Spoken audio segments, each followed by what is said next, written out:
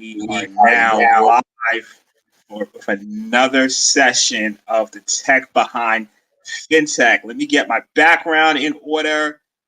Really excited today. We are going to talk about NFTs. What is it and how does it work? I have a returning guest, a friend of the show, Jyoti Ponnapalli. And let me read her bio just in case you missed the previous one, and then I'll welcome her to the show. Jyoti Ponnapalli is a DLT, distributed ledger technology strategist, and is the founder of Blockchain Solutions, a certified owned small business. A core area of her expertise is in digital supply chain transformation, fintech using blockchain, DLT that includes Hyperledger, Quarter, and Ethereum. Depending on the project and client, she also acts as a product manager or technologist, providing insight around enterprise digital platforms, cloud technology, offshore team management, and MSP management. Jyoti, welcome back to the show. Extremely excited to have you on today. We're going to really get into it with this whole NFT thing. How are you today? I'm doing great, Nnamdi. How about you? Oh, I'm fabulous. I'm doing excellent. It's a good day. Didn't do my morning workout, but I will take care of it in the afternoon because I was prepping for the show. So, everybody who sees our show and is familiar with it, we hop into the news first. So because this show is on NFTs, there's a lot to cover. We're going to jump into NFT related news, and then we're going to jump into what it is, how it works, and really break it down on the technology side as well on the business side. So we have a certain amount of time to do that because Jyoti has other things to do, which is her business. So we have to get back to it. So without further ado, the first news article that I want to cover, we're going to talk about NFTs, then we're going to talk about what it is for those who are not familiar. But on Monday, Jack Dorsey's first ever tweet sold for $2.9 million to Sina Estavi. He's the CEO of a blockchain company called Bridge Oracle. It sold on an NFT marketplace called Valuables. So that was a big deal that happened this week. Another thing that happened, the NFT with Christie's, artist by the name of Beeple sold his image of every day's the first 5,000 days for a record 69 million. The exact number, $69,346,250 dollars. Christie auctioned that, and Christie's they took home 13.5% of that as their commission. So really exciting things happening in the NFT marketplace. So I think let's take a step back for our audience and let's ask the main question. Jyoti, what is an NFT? NFT is a short form or an abbreviation of that is a non-fungible token. And what a non-fungible token means, as its definition, is that if I exchanged a currency for a currency with you, it would be the same. But an NFT is a unique token that represents an asset of a unique kind. So there is no second version or no second piece of that token that exists ever. So those could be in the form of what NFT represents today is in the form of digital art, collectibles, memorabilia, and many other assets. And this has introduced a new asset class in itself into the financial services industry. So, that's a major point to talk about what you just said, certain terminology. So when we say fungible, think about the dollar bill, think about even cryptocurrencies like Bitcoin and Ethereum, where you can exchange. When you think about non-fungible, just to break it down even simpler, think about an old coffee cup that, I don't know, one of your favorite basketball players drinks out of every day, but we know it's confirmed that's his coffee cup, and you want to own that coffee cup, and there's nothing else. Obviously, there's other coffee cups, but there's nothing other other coffee cup like his. It has a chip on it. He used it, and we verify he used it. Yes. That's unique. So when you think about that in terms of fungible, and to add to what Jyoti said, I think we're going to talk about this. Is this NFTs? It's not just didn't come out in 2021. The concepts have been around for a while, but the idea around actually tracing that digital asset on the blockchain. Can we get into that? So now there's some sort of record history of that digital asset, because obviously if someone creates something digital, like a digital art that could be copied a million times, how is it that that's unique? It can be traced back to the original owner. Well, yeah, it's been talked about. Like I could, take an image or download an image or download even a music or art, and I have a copy. Why would I pay this audacious amount of money to own something, right? So I will. So there are many analogies to that theory, but I will tell you personally how I understand it myself. I'm a big fan of art. I'm not an artist. And I have, in my life, looked and awed at the mid-centuries French impressionists like Monets and Picassos, and I've been a big fan of those art. Can I own one? Because no, they run into millions of dollars. I own a fake, or like like an image of that, and I claim I put it on my wall, and I still have it in one of the rooms out there. So this art that can own, that which is a fake, is just portable only into your room in a physical format, right? But digital art, when you own a piece of art, that's as valuable as it is. So when Monet and Picasso were alive, they did not know their art would be valued at the rate it is valued today. So as the asset's valuation increases over a period of time, the ability to authenticate its originality, there is an entire industry that thrives on authenticating assets. And having an asset registered on a blockchain ledger is like permanently etching its authenticity without having the need for ever having to have an authenticator re-evaluate the asset. That's point number one. Point number two is portability of your asset. I could be taking my 69 million Beeple, if I was the owner, in the wallet of my phone, and wherever I was going, and if because I have the bragging rights, I could just throw it up on a screen somewhere and say, there, that's something I own, and nobody can. It's irrefutable because it sits on blockchain. And I think for those that, just to give some background, because we have guests from like different walks of tech, some are non-technical, some are real technical. The concept of it sitting on the blockchain is a term they call immutability. So think about it. And it's going to have other shows and discussions about that. But the whole concept is, once it's there, it's permanent. Correct. No one can take it off. It's like, you made a mistake. Oh well, it's there. You made a mistake, then put something else saying you made a mistake, so that we can see the history of it. So that's an important aspect of the blockchain, and really going into Jyoti's point, which once you have that asset, no one can dispute that you have it once it's on there. Let's get into, because now with the NFT and putting it on, there's a term called minting. When you're actually when you create one and then you put it on the blockchain. I think we want to get into that. I missed the word. So when they say, like, when you mint your work and you ensure that it becomes a non-fungible token on the NFT. So I know that's like a term people were saying. Wait, and I'm sorry, I think we have a LinkedIn user. Let's see.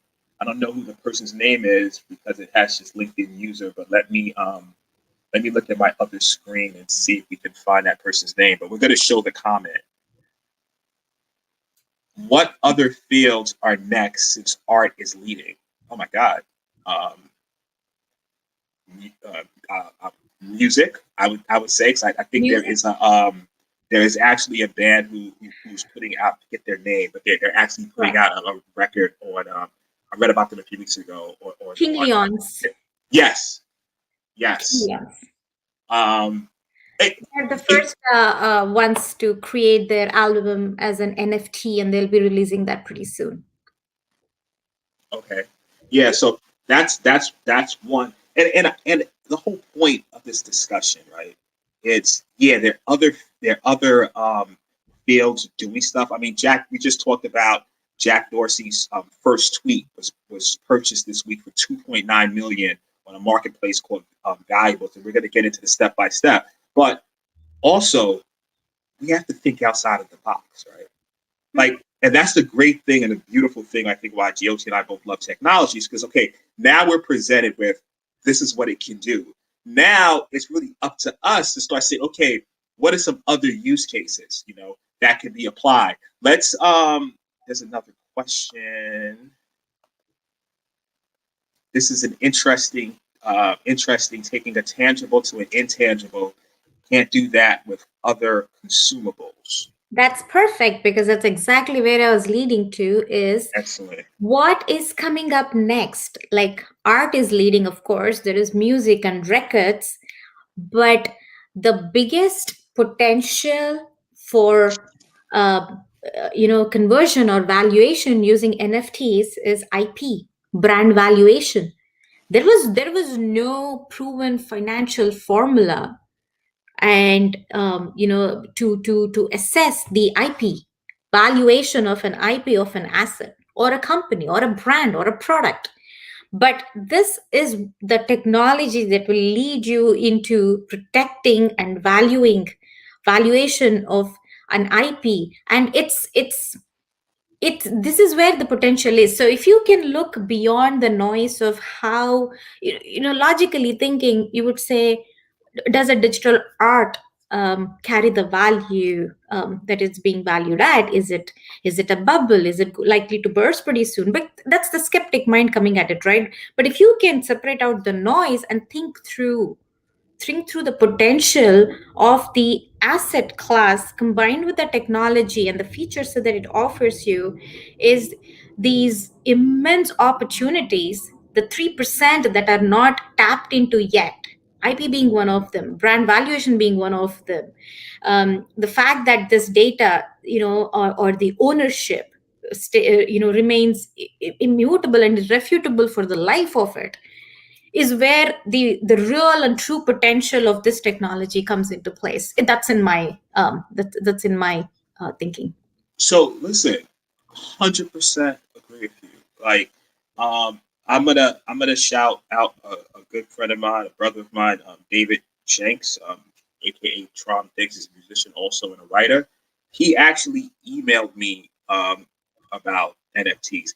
Yeah, I mean, I've been around blockchain. I never really, thought, I mean, we know crypto kitties and stuff like that, but he emailed me use cases of some things happening in music, and I didn't look at it up until that point, and then all of a sudden, I was just like, wow, this is, GOT and I we're in a CSA, the Cloud Security Alliance, and we've been talking, we work on blockchain standards and things of that nature.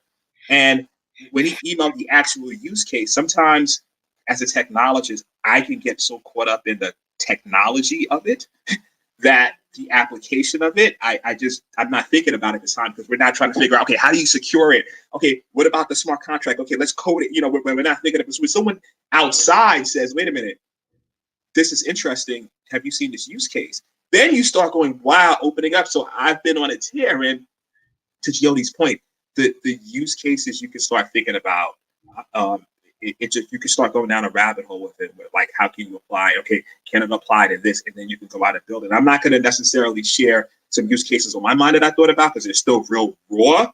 And I'll probably talk to Jyoti about it offline. But yeah, it's totally fascinating.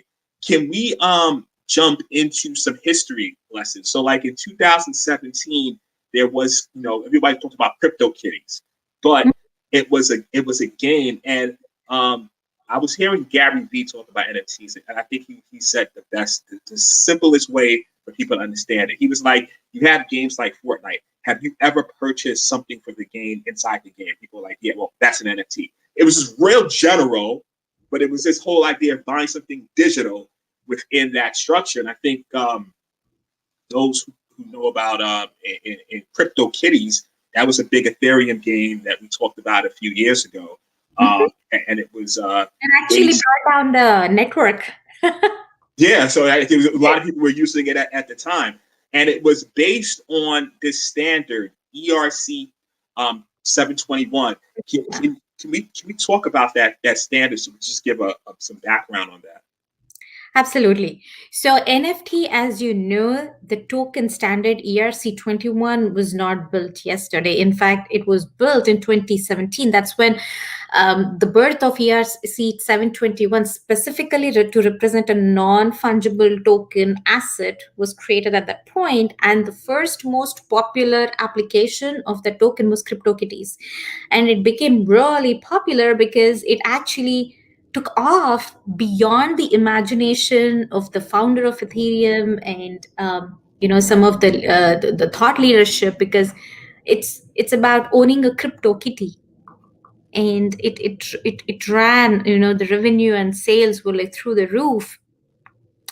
But since 2017, the of course there's crypto punks too, so that the fear of losing out, because there are only so many punks. So, and if you own a punk, it sits in your wallet and it's a digital representation of your DP, of a sort like that. You could make that into that. And so the punks has crypto punks who also followed CryptoKitties, and even that the sale of the punks also took off right after CryptoKitties. So the technology has been there for close to 4 years now, but it's being really talked about heavily for the past few weeks, because of what put it in the forefront or in the news is the digital art. So now the potential and the possibilities of this technology are being further assessed and evaluated, and there is more thought leadership to see and dig through the potential aspects of using NF. What else can NFT be applied to? And that's where it's going to be leading. It's being touted as here to stay versus the hype cycle, or the noise around it. I think it's definitely here to stay. Just, I mean, like I said, the use cases are endless in terms of tying it in, like you said, to brand, to that whole creating that asset class. It's just a very interesting use case. Um, I want to, before I jump into what I was going to do, I want to answer a question from the audience. I've heard that NFTs are causing environmental damage. How is that? I would say, is that because of the miners? Jyoti, what? So the gas emissions and the climate crisis grows every day. It's real and it's now. So there was research and a project done to assess what it takes to digitally store an NFT for the lifetime of its record. And if you mapped it in some cases comes to almost a year-long consumption of a single household to store a digital asset. So the gas emissions that is a side effect of holding these digital assets is real, and I will not debate that. But it should also drive you to think that what other ecological assistance and programs can be put into place to balance that out.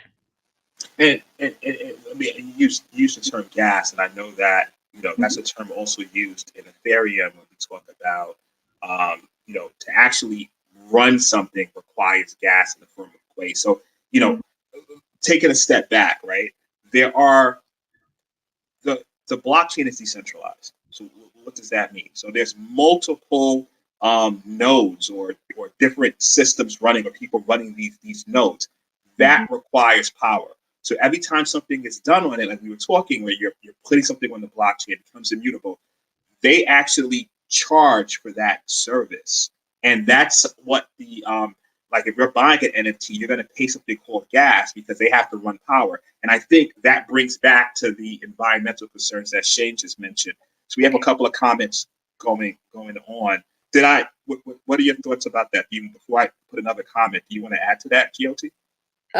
When I meant gas emissions, I didn't mean ether spent. Of course, there is proof of work involved when you're mining these ether tokens, and it takes a certain amount of gas, which costs you a certain amount of cryptocurrency to be able to mine and store that asset. But the amount of electricity consumption it takes, the data centers or the resources, the computing power resources and the computing power it takes to be able to generate a token and store a token, and through its entire life cycle, is a significant amount of electricity consumption that it takes. So one way to offset that is, as everyone knows, Ethereum is moving from proof of work to proof of stake, which means that it will require of the miners to put their stake, more of their skin in the game, if I say so, versus the computing power that you own. So it's going to offset some of the climate crisis and balance, maybe, but it is also an a need, and an immense need, if I may say so, is to come up with plans and come up with frameworks that will reduce the need for the computing power or the resources and the electricity dependency to be able to propel and give the drivers, which are the drivers for these technologies and these asset classes. No, thanks for that. Thanks for that clarification. And great question, Shane. Thanks for posting that, because that's a ancillary thing that we don't It's talk very too much real. about. It's very now, and it can be ignored. Let's see, Ryan, folks. I see a lot of interest to sell virtual land via NFT. We'll see this trend only growing. Like these virtual worlds, right? You can buy. I've seen people buy virtual homes. They call it, what do they call it? It's the meta world. Like you could buy different things in these. Ryan's asking, do we see that trend growing in terms of virtual land? First of all, I should have started off saying this is what I say here is strictly my opinions. By no means there's any investment advice in this conversation. And specific to the virtual land, there are still, I will, accept bluntly that there are still so many concepts to this ecosystem that I can't fathom and logically connect to, or relate to. From a business ecosystem standpoint, yes, there is an immense opportunity. Like, is this going likely to grow? Well, we all have to, from an investment opportunity standpoint, must assess it for ourselves. To, do you see value in this in the future, right? And if you feel that yes, it might, but yes, go ahead, Nnamdi. A funny story, right? Like let's think back. I've been in the game for a little bit. Go back to the '90s. So I was the guy who bought, I don't know, quite a few domain names, right? I was just gonna hold it. That was my big idea, right? I don't know. I don't have a concept or a startup. I'm just gonna buy these domains because I think somebody's gonna want it eventually. Unfortunately, I was talking to a friend about this. Unfortunately for me, right? I didn't anticipate the carrying cost, so I lost them. I didn't keep up with it, right? Mm-hmm. But to add to this conversation, right? It's almost like in 1994 or 5, thinking about different use cases of the internet, Mm-hmm. right? Mm-hmm. I mean, no one had it all figured out, right? Jeff Bezos had a concept. I'm going to sell books because that's the easy. He researched, different things to sell. I want to sell something in books. Hey, and even from then, right, no one could have figured out the different dimensions that Amazon just went to. So I'm looking at it analogous to the same thing, right? Like now that technology has been introduced, it's here, right? Now from crypto kitties, right, to selling a virtual game in 2017 to selling $69 million digital art, the connection wasn't made then. So we don't even know, and that's the beauty of technology. Somebody said, "Great discussion, guys. Thank you very much. Appreciate that." Virtue phones. Ozzy, what do you mean by that? Or she's a joke, but I'm trying to virtue phones. Virtue phones. Yeah. All right, I'm a little bit late. I don't get it, but it's okay. Yeah. So listen. Oh, and because it's 12:26. Jyoti has a hard stop at 12:40. I know we end at 12:30, but this is a great discussion and there's so much to talk about. What I do want to share with some people about how this we talked about the ERC 721 standard, and I want to share how the smart contract actually looks. Let me add this to the stream.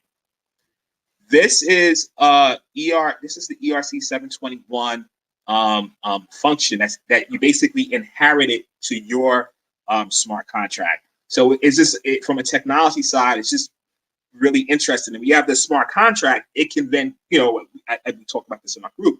It can go out and contact other oracles for more functionality. But I just wanted to display on this just to give people an idea of the owner of and the transfer from function. Anything you want to elaborate on this piece of code and the standard? So the token standard, as it was created, makes it extremely intuitive for someone to create a token and put it on Ethereum network. And from a technology and deployment standpoint, it's not as complex as it used to be. So for someone who's thinking NFT in their mind, to be able to create one and put it on Ethereum or any of these open source marketplaces is not as daunting as one can imagine. So I would say that the pathway is already created. There are templates. There is a format and the framework in place for those who want to get their hands dirty. I absolutely remove that from the screen. Just wanted to just show a sample of that.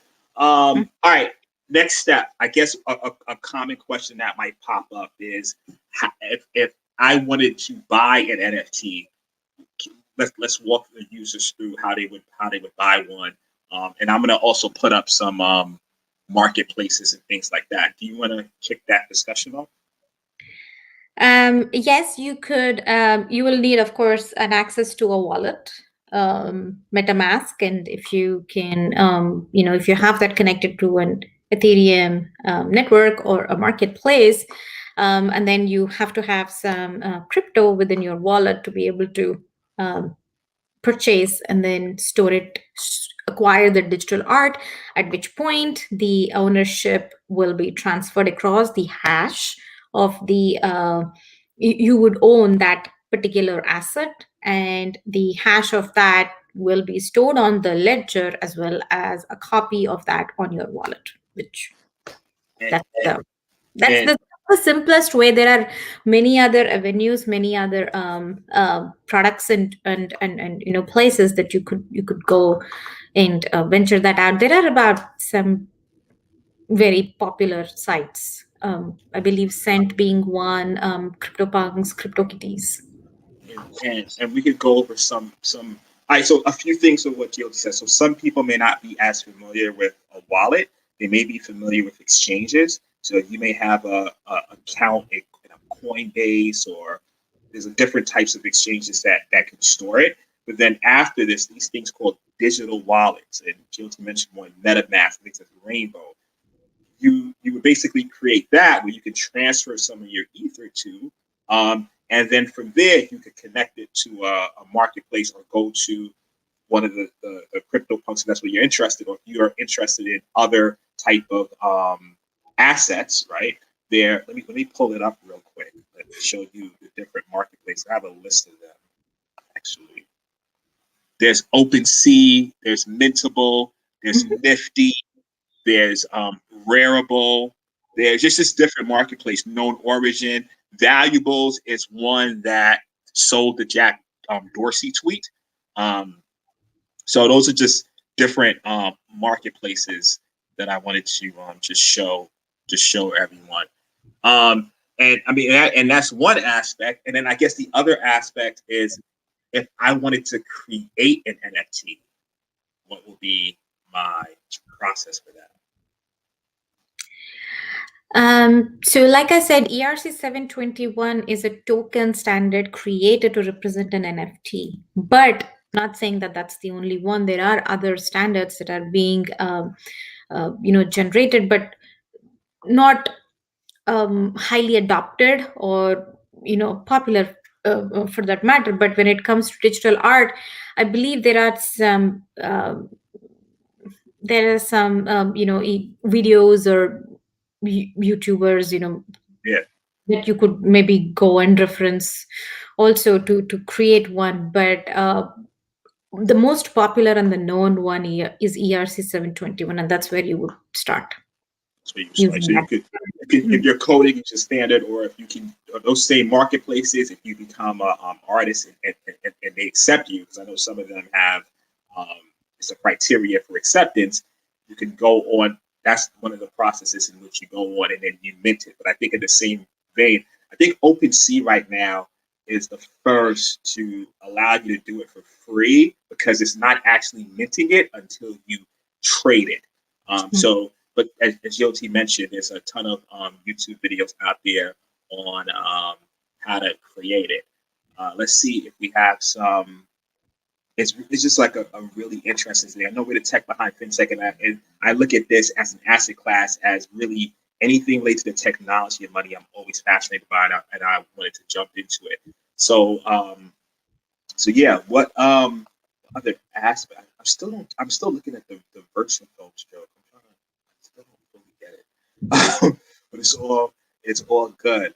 What other aspects of NFT? So we went over how to create. We went over some history of it. And if you look at it, right, thinking about the market size, like Epic Games made 2.4 billion in revenue selling costumes in their free-to-play game Fortnite in 2018, right? It's just so many. That's obviously not. That's outside of it, but it's just thinking about once you think about gaming and things of that nature. And I mean, even now as we talk about it, is it possible? It probably is to now take something I do inside of the game, right? But now move it out because I actually own it. I can own it outside of the game. So as you start going down this rabbit hole, it's just various Think Pokemon cards, right? Pokemon is a very popular example. Like I know in for some kids and for some population they're extremely valuable and they do come packaged extremely. They're very high valued cards too. And if you could potentially convert those into digital card of some sort, I believe NBA cards are also NFTs today. Oh yes, they are. They're doing what they have now. They're doing the videos.